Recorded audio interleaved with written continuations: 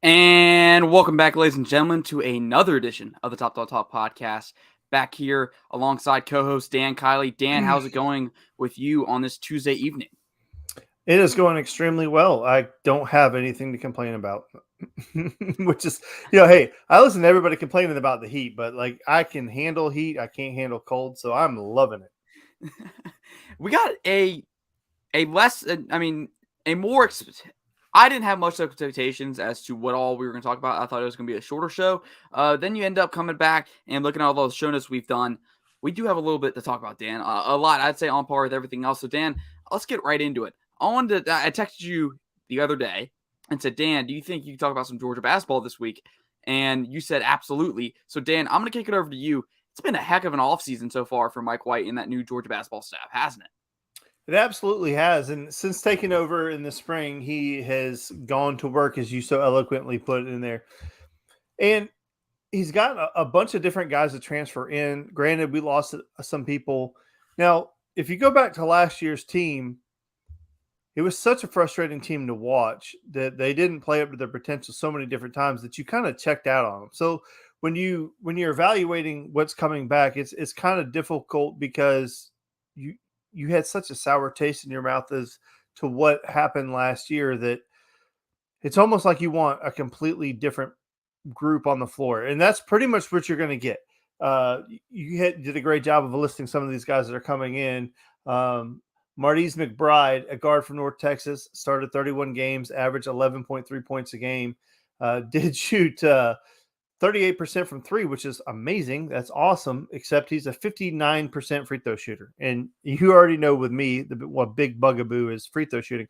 How are you an elite shooter if you only shoot, 59% from the free throw line? That doesn't bode well with me. We got a center from Syracuse. Now, a lot of these guys that are coming in from bigger schools, they don't have really good numbers. And part of the problem is they weren't playing where they were at, and they're coming to a place that they can play. But what I am excited about is a guy like Terry Roberts, a guard from Bradley.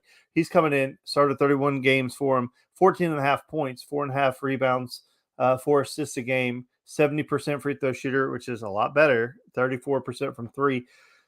But my whole thing with a guy like that is he's able to put up points, and he was kind of a lead dog for a team like Bradley. Coming over to Georgia, does that translate? Well, with other programs, we do see it. We see guys from smaller schools transfer to a bigger school for that 1 year, that bite at the apple, so to speak, and it pays dividends. And we're really hoping in Georgia's case, in Georgia's situation that is the case. They have to basically completely rebuild this entire program. And Mike White has hit the ground running. I know that he's been to a lot of high school recruiting events. He's been to a lot of these AAU tournaments. He's been in the building. His staff has been in the building.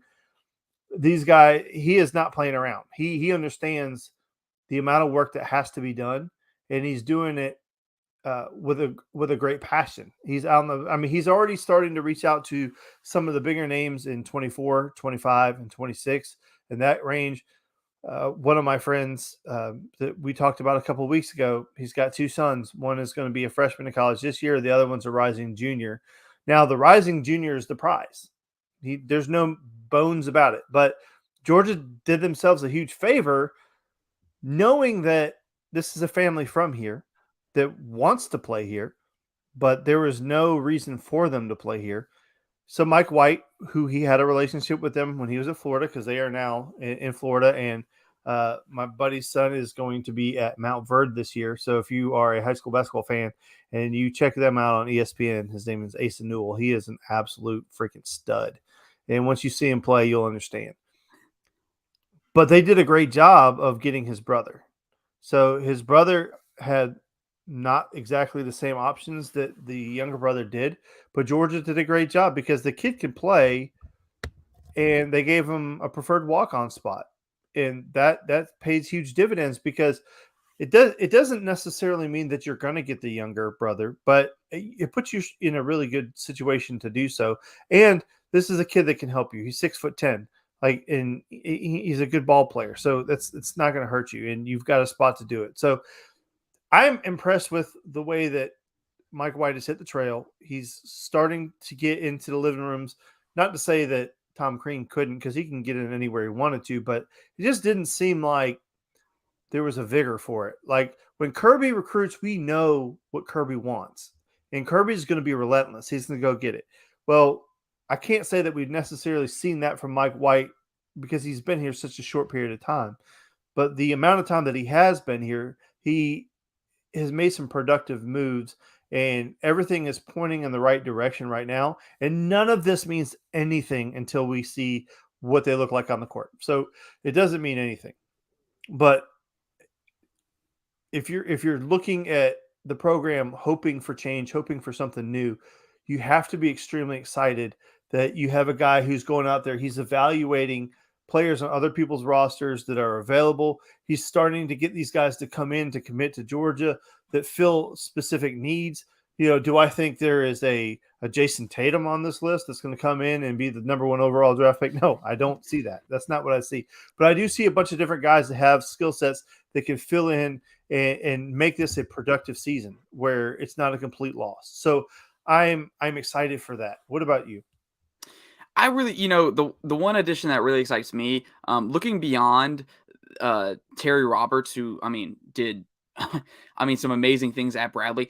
Dan, I didn't know where Bradley was. I didn't know that Bradley existed in the first place until I heard about Justin Hill, or not Justin Hill, Terry Roberts transferring to Georgia. So I'm excited about that. When you start to put some of these pieces together, it really excites me when you look at the potential lineup Georgia could have, because you already got Kerry Oquindo, and sorry if I butchered it. I didn't pay much attention to basketball last year because who wants to watch a product that's less than average, in the midst of a national championship football season, but it really excites me. You get Oquindo, who I think could probably play the 2-guard spot and the 3-guard spot, although I think he's probably going to play the not 3-guard, probably going to play 4 for you because, that dude is a slasher. He doesn't shoot very well from, beyond the arc, but I think, there's still a player in there, obviously. One of the biggest needs on Mike White's, one of the biggest things on Mike White's to-do list coming into Georgia was keeping him around. So, and he successfully did that. So I think you're probably going to see him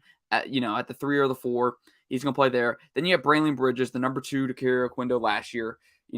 Really, those 2 guys are the foundation for what Mike White's probably going to build this year. Whether or not Georgia makes it into the NIT, or heck, they even push for a spot in the NCAA tournament. I know it seems like a wild thing to say after one of the worst seasons in, Georgia basketball history. But Dan, what really excites me, aside putting those guards, the plenty of guards, the numerous guards Georgia got through the transfer portal, is Frank and I don't want to butcher his name. The center from Syracuse, the last name, first name Frank, played in 32 games last year, averaged 2.5 points a game, 3.8 rebounds, shot 62%. Now, not really stunning numbers from him at Syracuse, but he was 4th in the team in rebounds at Syracuse, and he's over 6'9". He's 6'10", Dan, 215 pounds.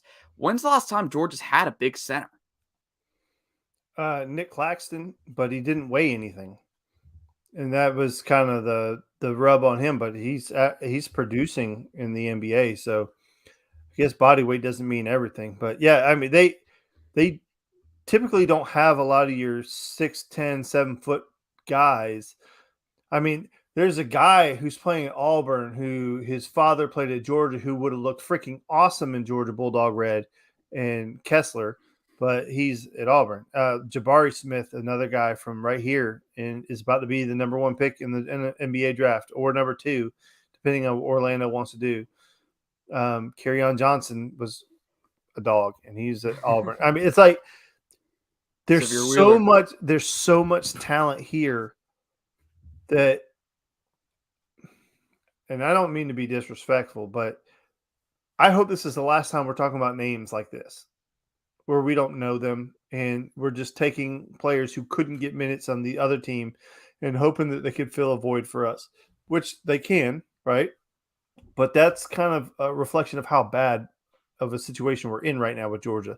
Is basically these guys who are just pieces on other people's roster can come in here and play and get quality minutes, and that is a bad place to be. But it's a good starting point. At least you know where you're at and you know where you're building from. And if he can take these this island of misfit toys and make a run at some type of success, then you're going to start to really energize the younger players to want to come here and play.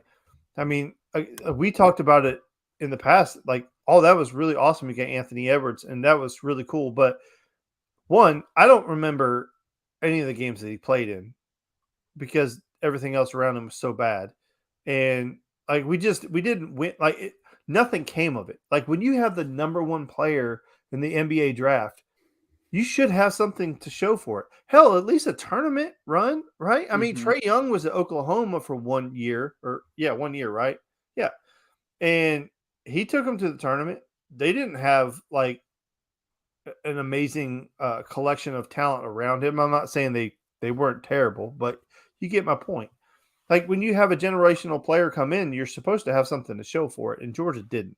And I think that was the most disappointing thing.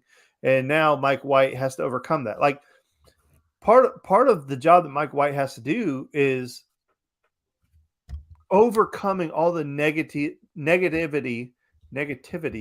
around the program. That is the biggest hurdle he has. Georgia has such a stain on its basketball program right now that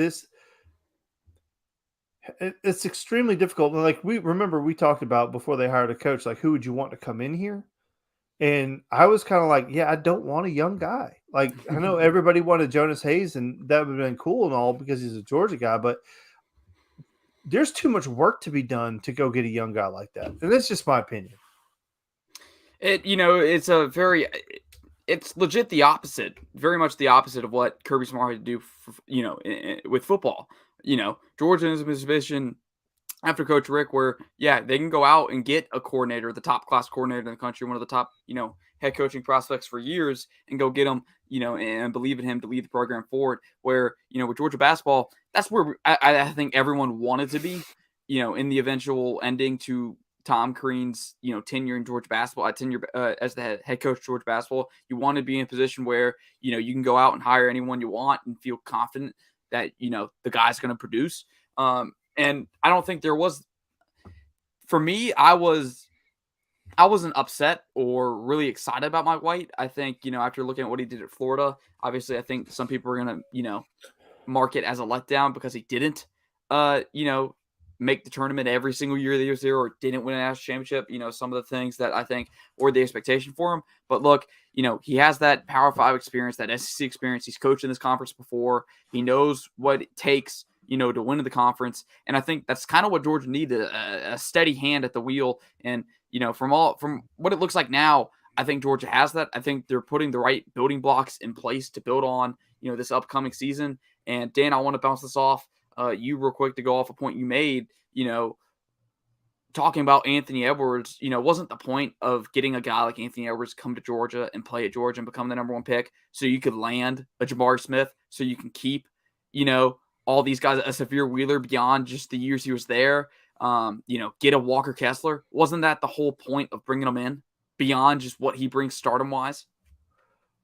It 100% was. The notion was that if you brought in an uber talent like that, the people would flock to him and want to play with him. But Tom Crean didn't capitalize on any of that. Like he was able to get the player, but he wasn't really able to build the class around him that he should have been able to build. Like look at the classes that Duke builds, right? I mean, the Zion, that whole experience, that team might have been one of the nastiest teams ever assembled. They didn't win the championship, whatever. Well,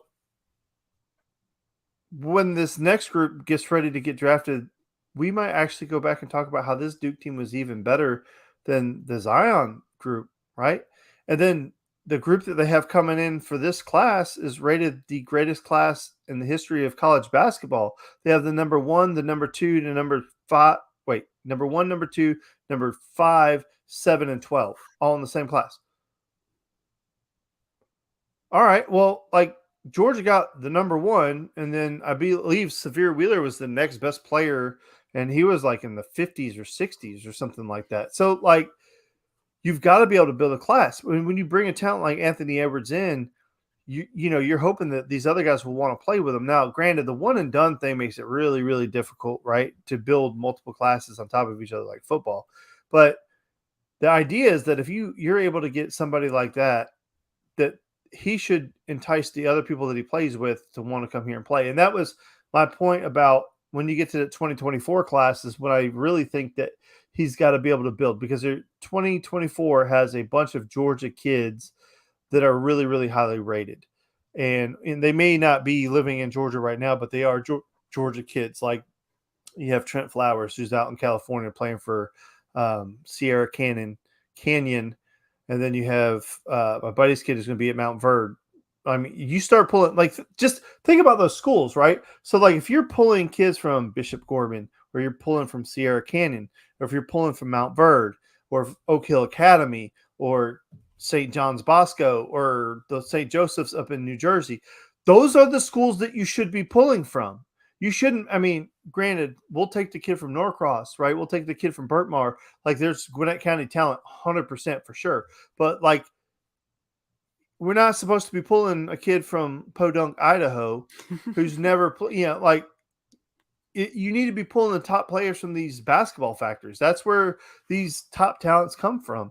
And Georgia's not been able to do that. And, again, to the overall point is one of Mike White's most difficult challenges as Georgia's head coach is overcoming the narrative that we can't win here, we can't play here, we're not willing to spend here. So Dan, real quick before we transition into what is Dan angry about now, I do want to ask you, because we talked about it when Mike White was hired. We talked about expectations for this coming season. How do these additions he's made to the roster, if at all, change your expectations? Well, for me, it's really simple. You have to come in here and you have to change the culture, because that was one of the first things that Tom Crean said when he got here, was that the culture wasn't good. These kids didn't know how to win, whatever. And I'm sure there's a lot of truth to that. And when you take over somebody else's program, sometimes it's difficult. But in this case, there's such a significant turnover that I don't think it's going to be extremely difficult for Mike White to get everybody to buy in, because there's not going to be a lot of people left over who are kind of set in their ways and want to do things a certain way. I think everybody that's going to be left knows that this is a new person coming in. He doesn't give two craps about you because he didn't recruit you, and he will change on the drop of a dime. And you've already gone out and got 6 transfers to come in. It's not like he went and got 1 or 2. He got 6. So he put everybody in the program on notice, like, you guys aren't good enough. I have to go get these people. My class coming in isn't good enough, so I'm going to have to rely on these guys to play. But my expectations, based on the early work that he's done, is I just want to see him have a run at being successful. I want to be above 500 for sure. Faux show. That's got to happen. And you need to be, I mean, so many teams make the tournament that you should be a tournament team. But if we're trying to be nice, then we should say any postseason tournament would be a good start. But it's every single year it should be the tournament. You're University of Georgia. You're not Valparaiso. Okay? You don't have to going to the tournament should be like a yawn. Like Georgia Tech went to the tournament like, I can't remember what it was, like 20 years in a row, whatever the case may be. But Georgia Tech was in the tournament every single freaking year. And everybody was like, oh, like, why do you brag on going to the tournament every year? It's like everybody goes to the tournament. Well, like, hi, I'm the University of Georgia. I don't go to the tournament. So I would love to be able to brag about that. Anyway, so that is, I think we can put a bow on that segment. What do you think? Yeah, absolutely put a bow on it. So, yeah, to recap, I think Mike White has done a really good job of hitting the ground running. Okay. And I'm excited to watch this season. Now, he can ruin it in 5 minutes, but we'll see. So let's transition to what is Dan angry about now, which my wife absolutely hates this segment. She doesn't like the way we named it. She's like, I don't like that you're angry every single week. And I'm like, well, I'm not really angry. But I was on Twitter today and I saw something that caught my eye. This is Ron Veal. For you people at home, who don't know Ron Veal, I don't know where you've been, but he's one of the more prestigious quarterback coaches in the country. And obviously he has to run a field. And this is a picture that he took about having to clean up the field after a daily workout. And to his point, this park has over 25 garbage cans on its premises, but yet the kids littered everywhere. The parents littered everywhere. And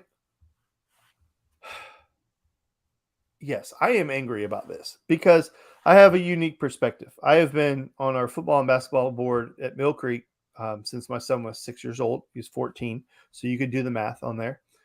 And one of our responsibilities is setting up the field, taking down the field on a game day. The amount of disrespect that parents and kids put into these facilities is astonishing. Like, I don't know about you, but when I was growing up, I was taught if I took trash somewhere or I created trash, that at the end of whatever I'm doing, I take it with me and I throw it away. I know that when I coach, basketball or whatever the case may be, if there's trash there, but when I get there, I clean it up. And then I make sure that my bench is clean before I leave. It's not that difficult. It's every single kid grab something, throw it away. I don't care if it's yours or not. Pick it up, throw it away. The reason this makes me so angry is I don't think the people understand how nice some of these facilities are. So the facilities that our kids have the opportunity to play on are so much nicer than the stuff that we grew up with. And the reason that is the case is obviously tax money, whatever. But the amount of effort and time that the people put in that are volunteers. There's not a professional grounds crew for a recreation baseball field. There's not a professional grounds crew for a recreational football facility or lacrosse or soccer or whatever the case may be. The work is being done by volunteers. And the utter disrespect that you show everybody who takes 2 seconds out of the day to make that place beautiful for your kids is just astonishing to me. It's not just one group of people. It's not one area of the country. It's all over the place. Go to any single field, go to any park, go to any gym, go to a professional game.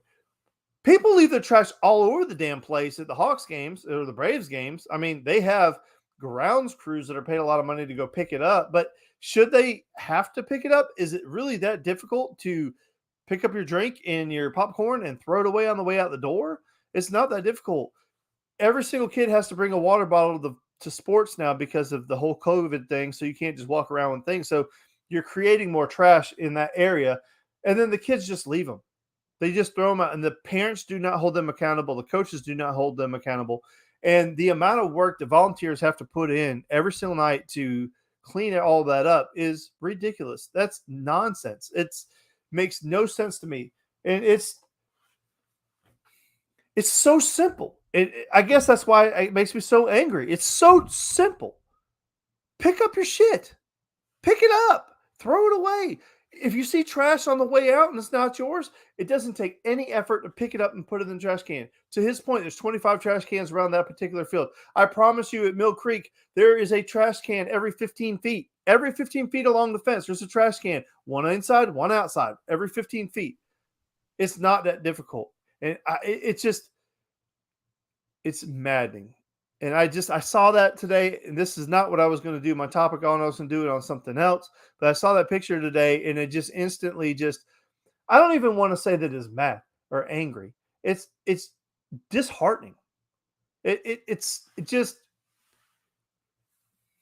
just makes you so frustrated because these kids have such a beautiful place to play in, and you're going out of your way to trash it. Why? Why would you do that?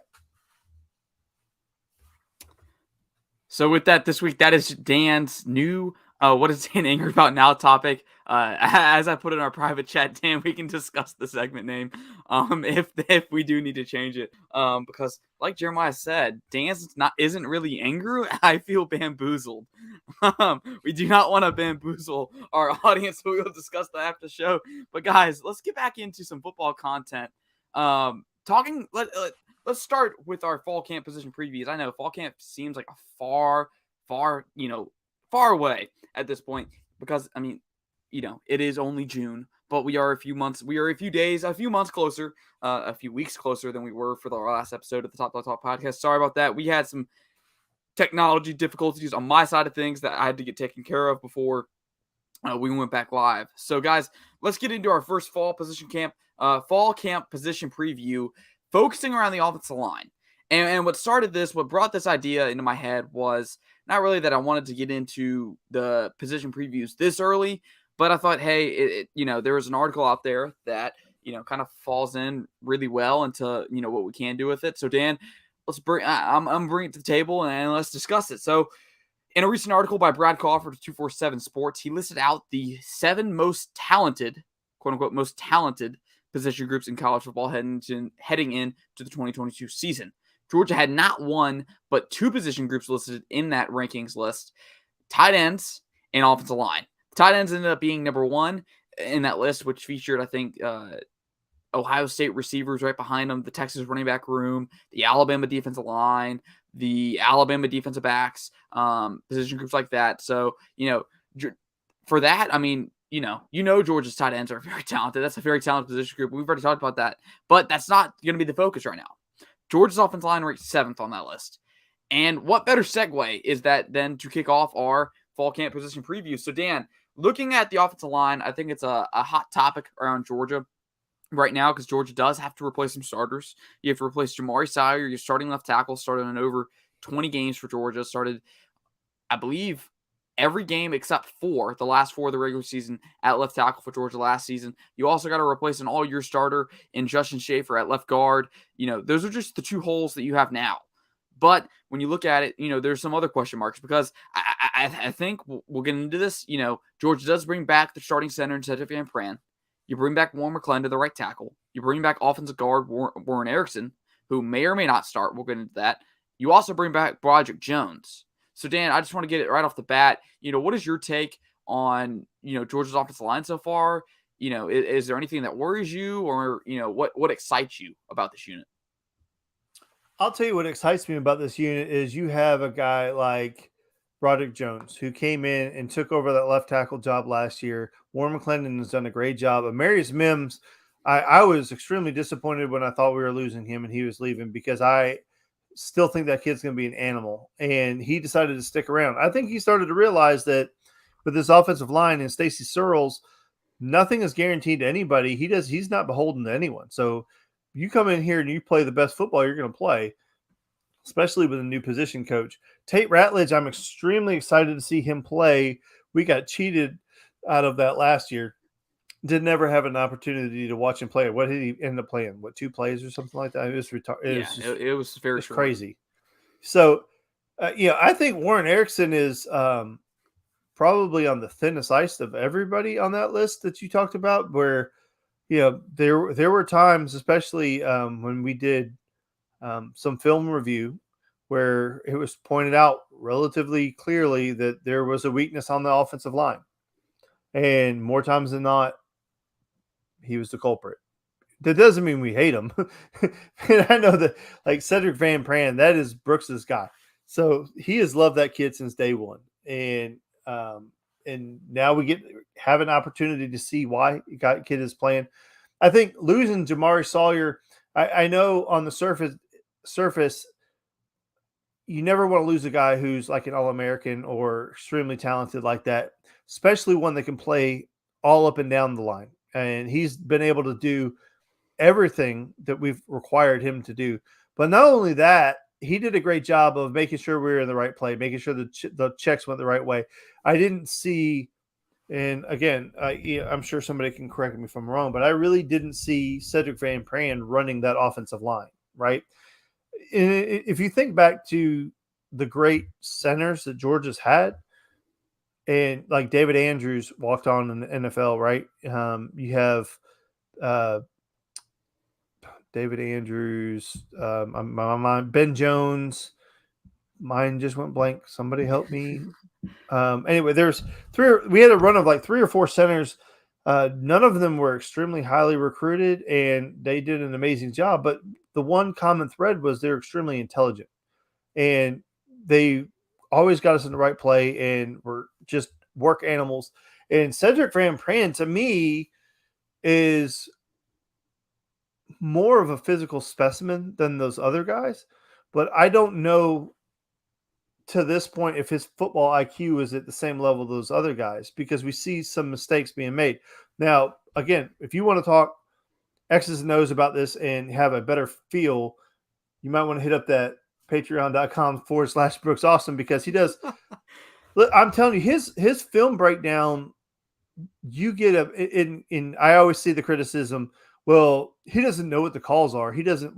He's played enough offensive line, specifically center, where he kind of knows what everything is supposed to happen, and you may not know the actual call or what the line it checks are or whatever like that. But you basically have a basic understanding of what it's supposed to be. He does a great job of breaking that down and giving you a blueprint of what it's supposed to look like. And when it goes well, it's very easy to see. And when it doesn't go well, it's kind of also very easy to see. And I say all that to say that I'm excited to see that leap that Cedric makes because does he take over that offensive line? Is he fully immersed and in control? Because that's going to go a long way. But then you have just Amarius Mims and you have Broderick Jones on the edges. I think they're going to be amazing with Warren McClendon. And I'm extremely excited to see Tate Ratledge. And I know I just rambled like a crazy, but go ahead. I think, like you said, bringing back Amarius Mims, that's huge for Georgia. I don't quite know where he's going to play. We haven't gotten much intel just yet as to where that's going to be for him. I don't think anyone outside of anyone inside the Georgia space knows exactly, unless they're just best friends with Stacey Searles. But I don't even think he knows where Amarius Mims is going to play because right now he is the future at one of your offensive tackle spots. Whether it's Broderick Jones at whether he replaces Broderick Jones at left tackle or replaces Warren McClendon at right tackle when he goes off to the league. Amarius Mims. I was looking, Dan. It was the episode right after Amarius Mims into the transfer portal. We went out on a limb, and I said that he's probably a future NFL first round draft pick. When he goes off to the draft, and some dude in the comments, laughed at that. Said, "How can you be a first round draft pick when you don't even play for Georgia?" Well, when you look at Georgia's offensive line room, then it starts to make sense. Because there's a bunch of Amarius Mims filled in Georgia's offensive line room. So, look at Jermaine Johnson, key example. Was, at a stacked position at edge rusher, outside linebacker, went to Florida State, produced, did everything that, a lot of people expected out of him coming out of Independence. Last Chance U, right after that show, there's a lot of hype on him. Did everything he was supposed to at Florida State, ended up becoming a first-round draft pick. And he was considered on the bench at Georgia. So, let's not be so shallow and think, hey, a guy on our bench, because he's on Georgia's bench, can't become a first-round draft pick. You can become a first-round draft pick because if you're a dude and you go elsewhere and you start playing, you're a starter, you're going to get noticed. So I'm excited to see where he goes. The two open spots, Dan, I think you've talked about it. We've talked about it a lot, is at guard. That's where Georgia's biggest questions are. You got Tate Ratledge coming back from injury, like you said. Some people tapped him as one of the best guards in the country last year, heading into last year, just because of the ceiling he showed throughout high school. So I'm intrigued to see the battle at guard.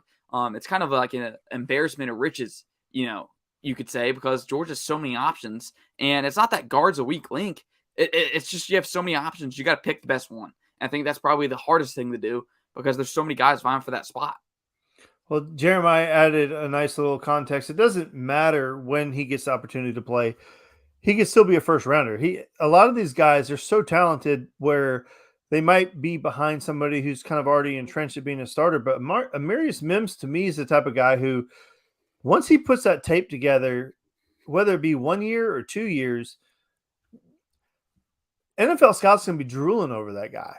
And just because maybe he's not going to start over Broderick Jones right now doesn't mean that he's not a first-round pick. And I think that's a great way to point that out, Jeremiah, where a lot of these times, these kids and people in general, they get so concerned with whether you start right away or not. The NFL doesn't care. Like Kirby Smart said something a while back. He said, I get calls from NFL coaches every day. You know what? Not one of them has ever asked me is how many snaps did he get as a freshman? I mean, he said that in one of his interviews. And think about that. First of all, you can't go to the NFL until after your junior year or third year removed from high school, right? So nobody gives a shit about your freshman year. I mean, if you can contribute and you play well, that's awesome for us, right? We want it, and yeah, come on. But like, you're not going to the NFL after your first year. We've seen guys like Stingley Jr. Out of LSU, right? His first year at LSU, my God, he was unbelievable. He was the best defensive player in the country as a freshman, and that's not hyperbole. I mean, that kid was unbelievable. What has he done the last 2 years? Not a damn thing. And it hurt his draft stock. Where did he end up going? I don't remember where he went. He went, I think, 6 or 7 to Houston. Right. But yeah, I mean, I think he opted out in 2020, if I'm not mistaken, if my mind serves me correct. I think he opted out in 2020. Maybe not. Maybe I'm wrong on that, or he got hurt. I know he got hurt last year, missed games. Either he got hurt the year after, or he played, and I'm just forgetful at this point. But I mean, wasn't as highly talked about as wasn't talked about as much as everyone thought he was going to be. Because as a true freshman, that dude just went insane.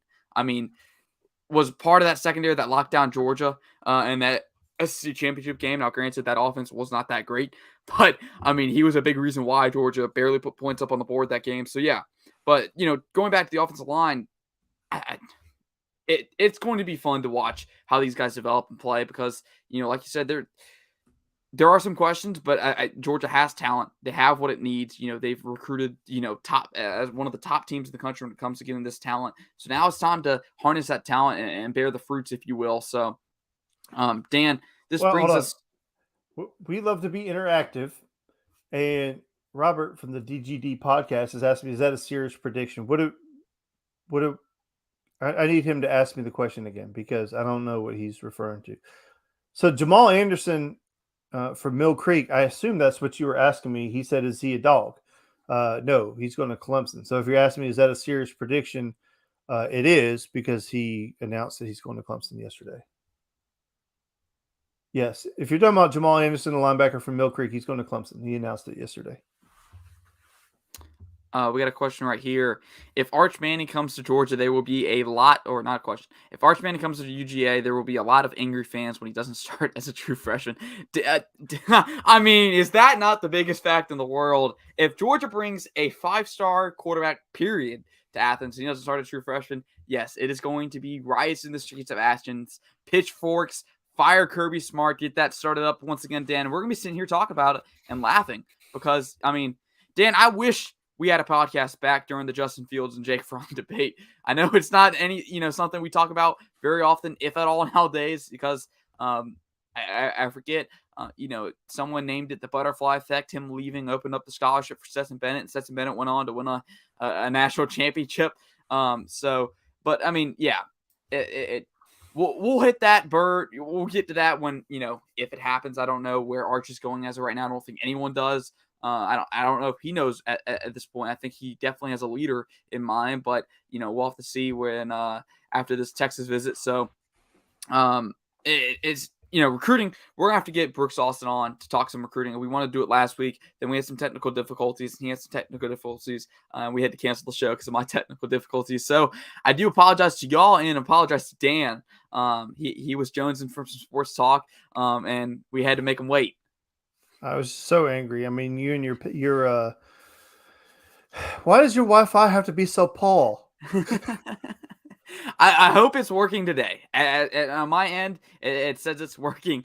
But with that, Dan, we got some college football head coaches to rank because Paul Feinbaum just sent the media into a tailspin over the weekend over his comments over Dabo Swinney. Dan, Dabo Swinney is someone we haven't talked about much.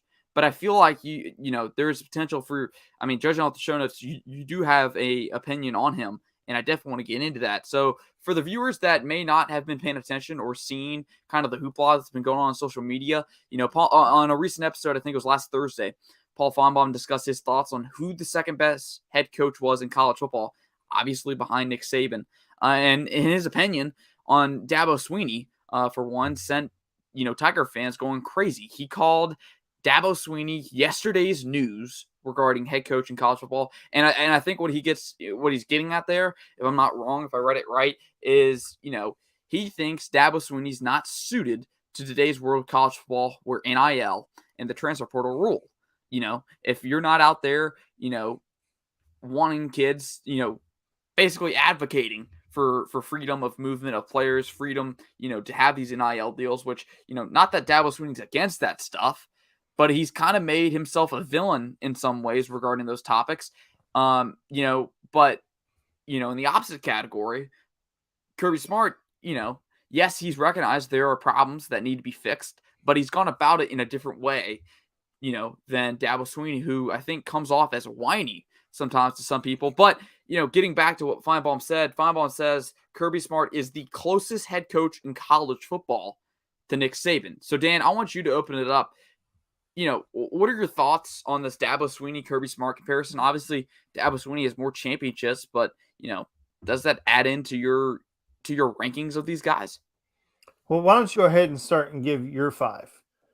I'll give my 5 real quick, and this is all prompted by this debate. And, looking at our list, we do have some similar names. I'll let Dan get into his, but obviously, number 1, it's a lock for this segment. Nick Saban's number 1.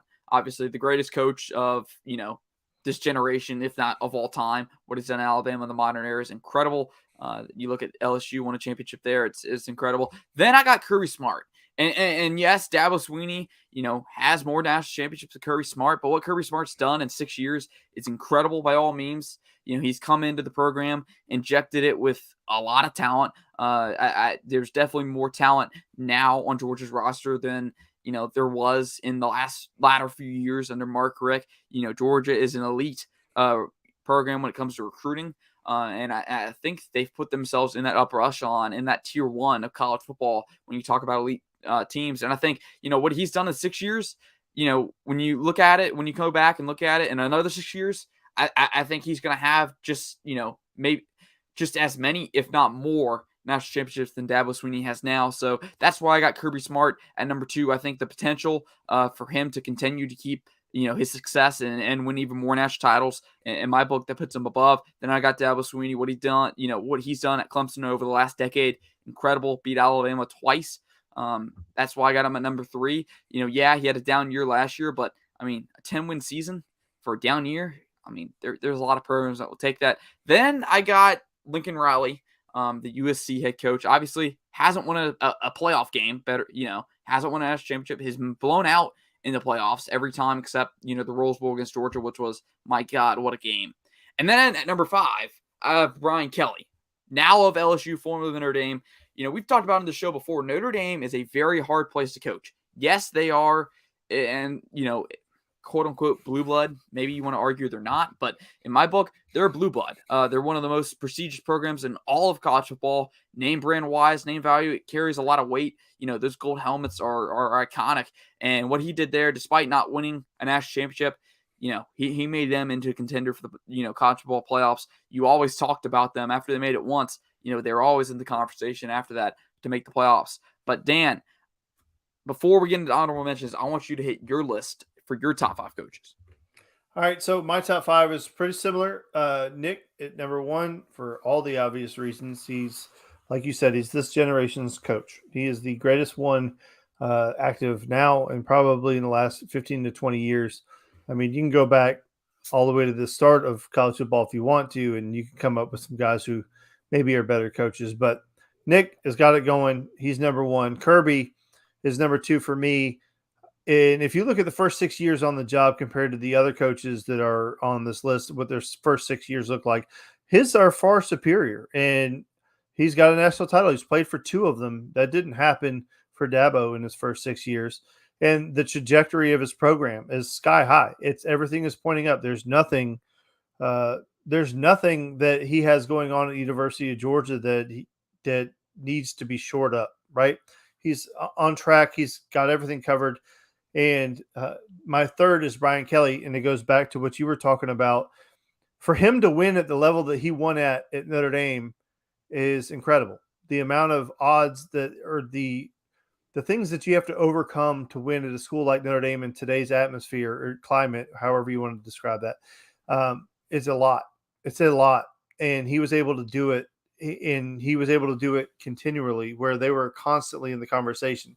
And Notre Dame has gone through a lot of football coaches since Lou Holtz, and none of them were able to keep Notre Dame at the top of the game the way that he was. So I give him a ton of credit for that. Number 4 for me is Lincoln Riley. I think the reason he's on this list and not some other people is that regardless of who his coordinators are, you know what he's about, and and he's a relentless recruiter. He hasn't done anything to me. Like, I have not watched any of his games and said, like, oh my God, this guy is ruining the opportunity. I mean, like, they have lost games for sure, but like there's not that like glaring thing about he's just terrible, right? I don't get it. And then number 5 for me, and I know he's not on many people's lists, is Luke Fickell. If you're able to do the job that you're able to do at Cincinnati, first of all, you're in the state of Ohio. You have to recruit against Ohio State, who gets everybody they want from Ohio. And Ohio produces more NFL talent than all but 2 states.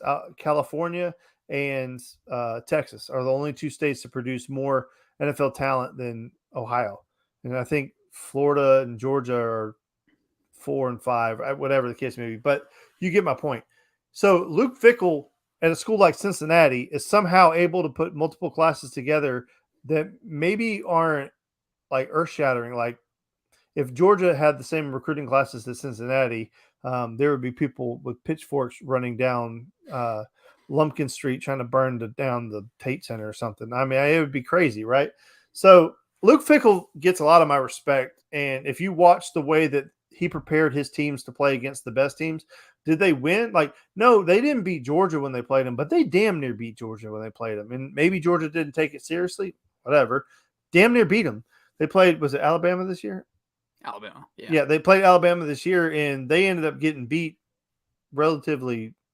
I don't want to say easy. That's not true, because they gave them a run, but they just didn't have the talent to win. But you have to be impressed with the game plan. So in my top 5, you'll notice the one thing they all have in common is they've been able to coach successfully regardless of who their coordinators are, and that's the reason why I don't have Dabo on my top five, because the more you look at him, you start to have to question, was it him or his coaches? Because he didn't win at first. He brings in Venables and Scott, right? It was Scott was the offense coordinator, but Elliott? he had, who was it? Or Elliott was it past year? I forget the guy before Elliott. I think his last name was Scott. Somebody correct us if we're wrong. Anyway, He's at USF, right? South Florida. I think so. But he had 2 coordinators there for the run where they had all their success. He had the same coordinators. Now the coordinators leave, and yeah, so Roots is with me. And thank you, Roots. Thank you for backing me up, my brother, because I really feel like outside of the offensive and defensive coordinators, like where's Dabo's stamp? Like with Kirby and Nick and a lot of these guys, you could say this is like the relentless defense, the way that those kids work. Like, that's Kirby. That is Kirby. That's his stamp all over it. You can see it, right? Nick, attention to detail, like just super focused, like next man up, like no excuses. Although we heard plenty of them in the past couple months, Alabama fans, roll tide. But I mean, like, yeah, but my point is, if you look at all these coaches that I had, Nick, Kirby, Brian, Lincoln, and Luke, like, you could see where their imprint on their program is. My question would be with Ryan Day, like, what is your imprint? Like, all right, you took over Urban Meyer's team and you've managed not to run it into the ground.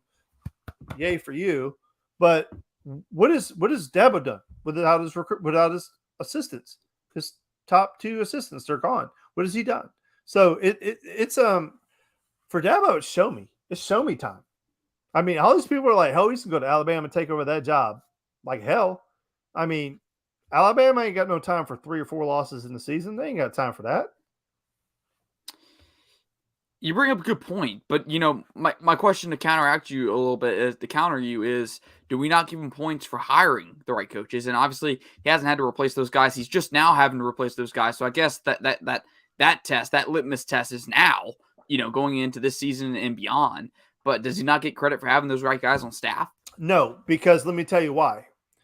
Kirby learned this from Nick, right? And Nick kind of, okay. That Brian Belichick, oh my gosh, Bill Belichick, the greatest NFL coach, and I just called him Brian Billick. Isn't that a NFL.com analyst? No, it's that he was the coach of the Ravens back in the day. Remember Anyway, it doesn't matter. Bill Belichick and Nick Saban are like best friends. They grew up together. They get it. I can't. Sorry, Robert. I'm struggling. Anyway, they learn from each other, and like Nick has that new philosophy now, where if you're an offensive person coming in, he's like, you're the new person. So we're not going to force 100 people in this room that have been here for the last 3 or 4 years to learn something new because you're the new person. It's like, you're going to learn what we do and make sure that we do it well, right? With Kirby, like, I mean, obviously I've never been in an interview with Kirby or Nick Saban for that matter, but if I was sitting across from Kirby, I would assume the conversation would go something like, this is the way that we do it. This is the energy I expect you to have. And if you can't meet this, you're not going to be here. And there's an expectation, and there's, like, they go out and they get the guy that fit exactly what they're looking for.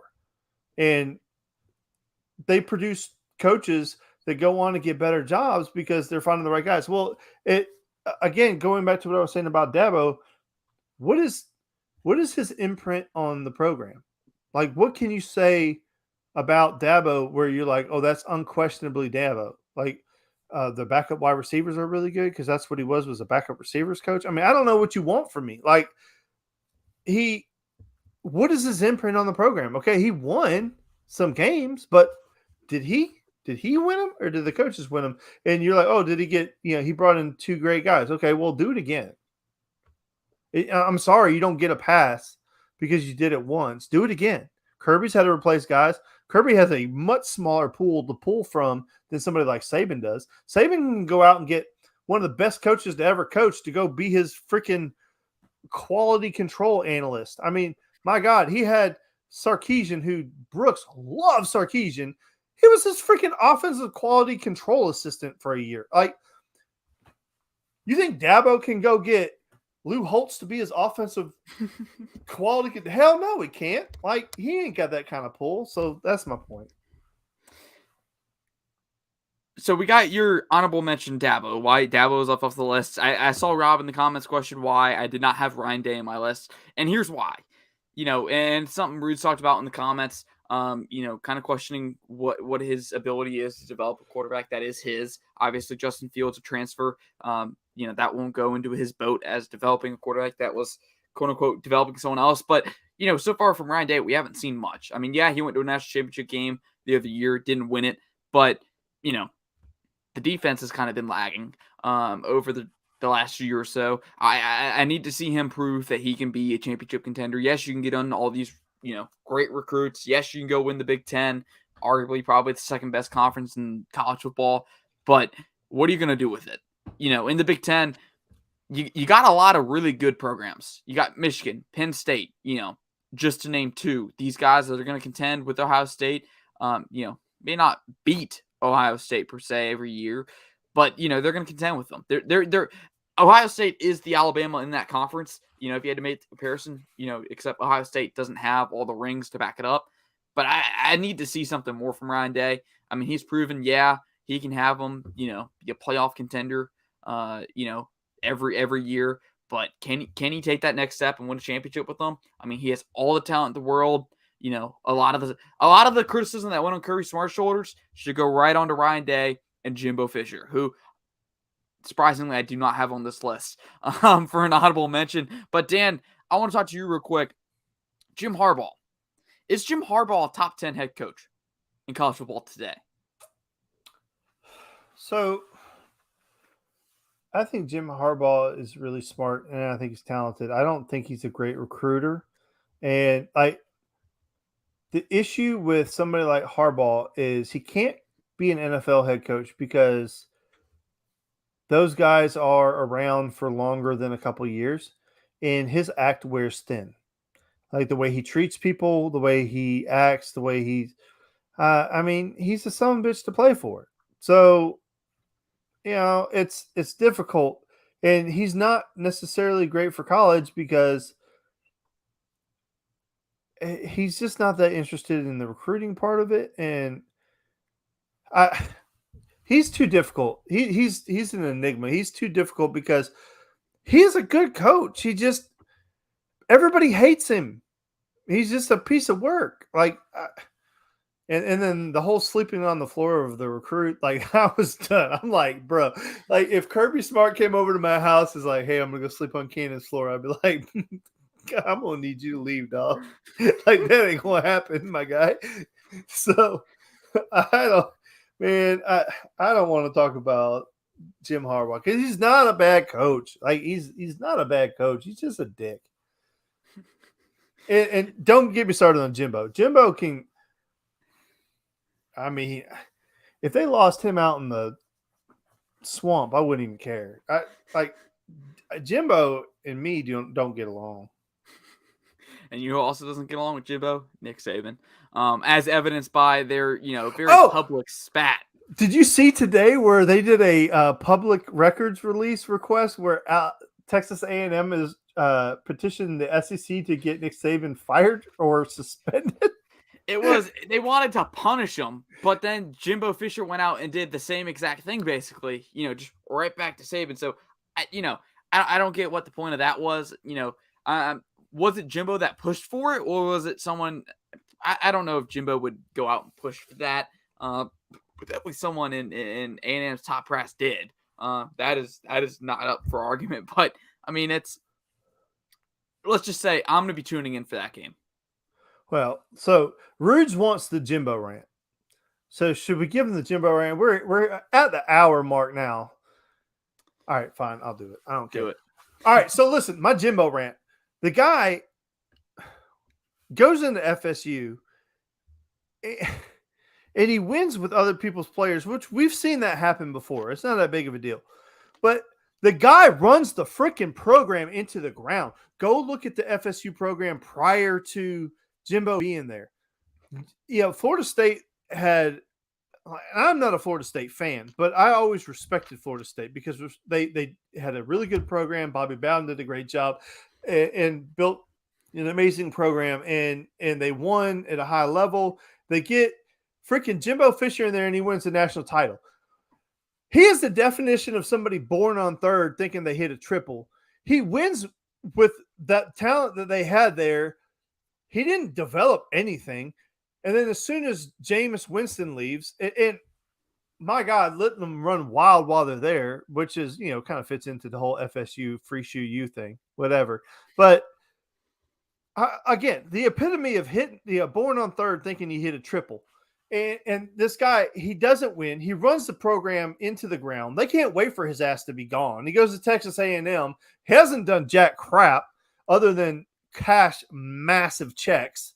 And now all of a sudden he's got this recruiting class that came out of freaking nowhere. This is 100% the Hugh Freeze at Ole Miss thing, where he bought that damn class. Everybody in the country knew it. And they're like, bro, you bought the class. And he's like, I ain't hard to find. Come, where I'm at. Like, you're so full of shit. Nobody believes you, dude. Like, your eyes are brown. You're that full of shit. Like, calm down.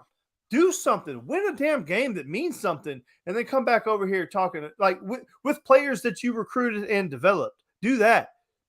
I mean, Nick Saban, he ain't got no problem developing players.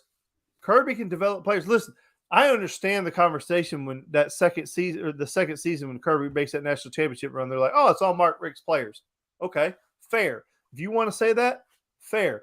They didn't play that way for Mark Richt, but they did for Kirby, so there's that, okay? But then he's like, I'm going to run it back, and we are going to win the national title, and we're going to do it with a team that's even more talented than this one that I went and got and I built up. Jimbo has never done that. He's never built a program from the ground up and in his own image and just beat the hell out of everybody because he's overly like, I am just so over that guy being out there beating his chest like he's done something. Like Nick Saban doesn't do that. You know why? Great people don't have to talk about themselves because other people do the talking for you. When you have to beat on your chest and tell everybody how great you are, you're not. You're welcome, Rudes. Go ahead and smash a like. Go ahead and smash it. Go ahead and smash the like button. Make sure you subscribe to Talk Podcast. Also want to give a shout out to Rudes, Robert Reynolds of the DGD Podcast, Jeremiah Stoddard of the Classic City Sports Podcast. Guys, if you got your own content, if you're looking for more Georgia content, aside from what we do here over at the Top Podcast, go ahead and check it out. The DGD Podcast, Robert Reynolds and Juan Daniels, former Georgia player. Hashtag Juan Fan Club. Robert, let's get that going on Twitter. Go check out Jeremiah Stoddard, Jonathan Williams over at the Classic City Sports Podcast. They are in our comment section, and we try and be in theirs just as much. So, guys, that was Dan Kiley. I'm Harrison Reno. We will see you back next week, God willing, that my Wi-Fi doesn't crap out again. But I do not expect that to happen. Dan, what an episode it's been. We got the Jimbo Fisher rant. Maybe we bring some more rants back onto the show. Get talking again. Also, Braves are on a winning streak. I would be remiss if I didn't mention it. They're on a 12-game winning streak. Hopefully, they keep it going. Last I checked, I think yes, they are still up. Currently, as the reporting of this podcast, bottom of the third, 7-3 Braves lead. Let's get it going. 13 games, Dan. Might have to talk about that next week. Let's go. 13 games. Let's drop those Twitter handles underneath. Let's get the banner rolling. Like, subscribe, share. Please help us get this podcast growing off the ground. And Robert, say what's up to my boy Juan.